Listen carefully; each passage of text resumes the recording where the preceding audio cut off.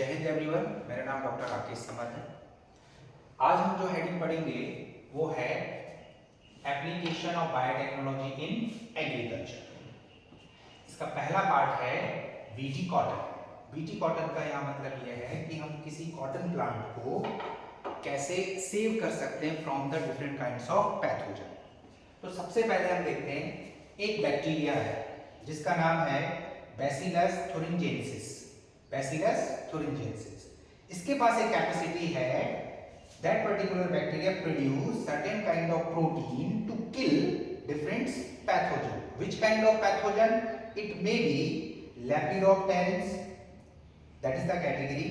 For example, worms, bollworms, etc. And Coleopterans, that is the beetles, and Dictorans, that is the flies. So that is the bacteria. That bacteria make a certain kind of protein that harmful for these kind of pathogen. It's a simple plant tobacco, for instance, that is the tobacco plant. If any kind of pathogen, that kind of pathogen want to eat or kill that plant, कि इस plant पर वो effect करना चाह रहे हैं और इस प्लांट की प्रोडक्टिविटी को कम करना चाह रहे हैं, क्योंकि किसी प्लांट की पर अगर कोई पैथोजन इन्फेक्शन करता है तो उसकी प्रोडक्टिविटी डाउन हो जाएगी। तो कैसे हम इस चीज को बचाएं? तो सबसे पहले हमने इस बैक्टीरिया से एक जीन निकाला, उस जीन का नाम है क्राइजीन। वो क्राइजीन हमने इसमें इंसर्ट किया डिफरेंट बैक्टीरियाज के थ्रू। वो जीन इसमें प्रोटीन बनाएगा, किसमें? टोबैको प्लांट में, जिसका नाम है क्राइप्रोटीन। वो क्राइप्रोटीन इसके अंदर बना हुआ है, किसके अंदर?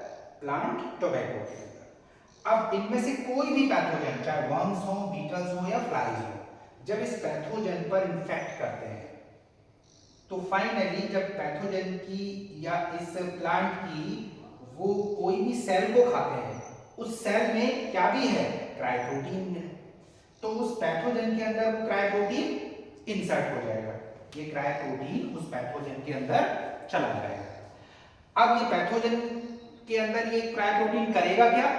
ये क्राइप्रोटीन पैथोजन की मिडगट में पहुंच जाएगा। ठीक है, मिडगट में पहुंचकर वहां उसे एक स्पेसिफिक एनवायरमेंटल और फेवरेबल कंडीशन मिलेगी जो है एल्काइली पीएच।